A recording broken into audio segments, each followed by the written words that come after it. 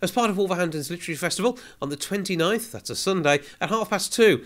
Briony Marshall is doing a bit of a talk and talking about her book Unravelled, and she joins me now to tell me more about it. Hello. Hello. So where are you at to start off with? I am almost at the publishing stage. I'm almost there. So you're teetering on the brink of stardom, I'd say, at this point. Fingers crossed, yeah. And how has it come to this journey? Because Unravelled, I'd sooner have read the title and said, is this something to do with wool? And you said, yes, it is knitting-based fiction. It's knitting fiction, a sub-genre that is making its way to the surface. Is this something new that you have entirely created? It's not, no. It doesn't really exist as a genre. Really? Yep, you've got the likes of Debbie McComber and Yeah. Kate Jacobs with the Friday Night Knitting Club, but it's something that needs bringing to the forefront, so that's my job. Bring it to a new generation.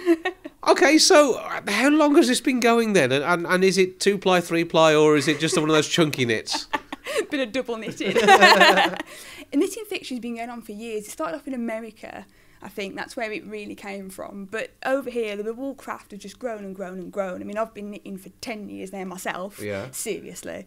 Did you knit that outfit? I didn't knit this outfit, Okay. no. You'll have to wait for the show to see that, the event. And there is something you've knitted actually. Secrets. Okay, right. We won't say any more. Pretend that bit didn't happen. But it's knitting is a thing which I think it sort of stopped being cool, then became cool again, because knitting patterns from the 70s were some awful things. But they're sort of classic now, aren't they? They are a goldmine. My mum's probably got most of those that you can remember. All 3 shillings and sixpence. That's correct. Yeah, that's the one. And the big, the 80s frills and things. Oh, she's got them all. And knitted them for you as a child. Yeah. But you weren't that traumatised that you didn't take it up yourself. Exactly. I literally, from the age of 7, my mum took me to her wool shop where she used to work, and then I was sat there watching all these little ladies getting on with their knitting. I thought, I want to try that. So you grew up around a wool shop as well? Yeah. So yeah. you know the whole story here. You know what you're doing to tell this tale. This is going to be an amazing book. Write about what you know. It's one of the main rules, and that's exactly what I've done. So who's your main protagonist? Her name's Claire. She's a 28-year-old woman who's just come out of a serious relationship. And was the knitting involved during the relationship? Was it the knitting the end of the relationship? Not quite, but it had a strong theme there. It definitely decided, maybe. Okay, so there is a yarn to be told about yarn. Yes, definitely. How many more puns can we come up with? This could be quite interesting. And when you're approaching writing something like that, you say you write about what you know, Yeah. but there's more to it than that, because it has to have that otherworldly extra bit, the bit of magic that makes itself believable but yet unbelievable at the same time. And how have you created that without telling too much of the tale?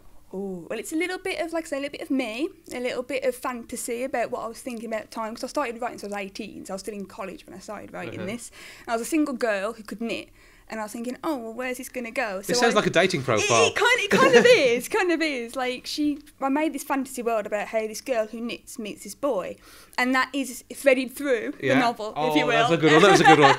And in this tale of love over the interesting wool which has been woven together, you weave this tale yourself. And I was working on it. I had to find one somewhere. But does this man enjoy wearing woolly jumpers? Is this where the tale begins? He owns the wool shop. Ooh. Intrigue at the wool shop. That's the one. So yeah, the love interest has owned the wool shop. So that's where the interest comes from. Because Claire actually has a problem with her knitting. When she breaks up with her previous boyfriend, she can't knit anymore. And is that mental or is that a physical block? And then she meets Adrian in the wool shop, and then it unravels from there. Oh, unravels. That's another good one. I like that. You got the title into. And is there a pet sheep at any point in this? If not, is there going to be in the sequel? I might be able to fit that in the sequel. If you can. If you name it after me as well, that'd be brilliant. I'd absolutely love that. But it's interesting that you've come at this. And have you actually read other parts of this particular literary niche?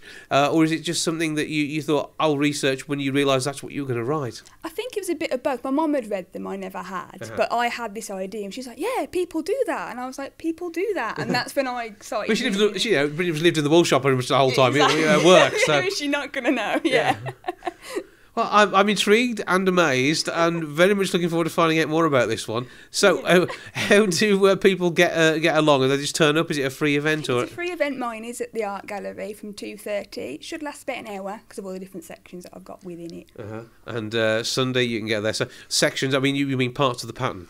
Oh, that was a good one. I've been building up to that for most of the chat. So it's going to be. a thing to follow, and I'm hoping that the artwork does reflect maybe the world of knitting on the book when it's produced. We can only hope. That hasn't been done yet. The words are there, but maybe not the cover. Exactly, yeah. The cover's still at the moment. Well, I'm hoping to see somebody in a fur-roll jumper on the front of the book. And what is your current anticipated release date for the final work? It was spring this year, spring 2017. So that gives you a bit of time to work on it. It does, yeah.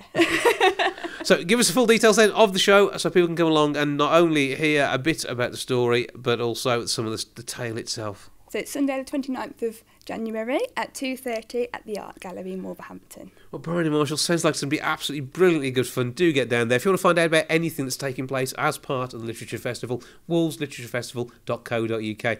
Briony's a part of that, and it's going to be a brilliant time to be had. And just so much fun reading books about knitting. Exactly. What more could you want? I think they covered everything, to be honest. But Briony, thanks for joining us. Thank you very much.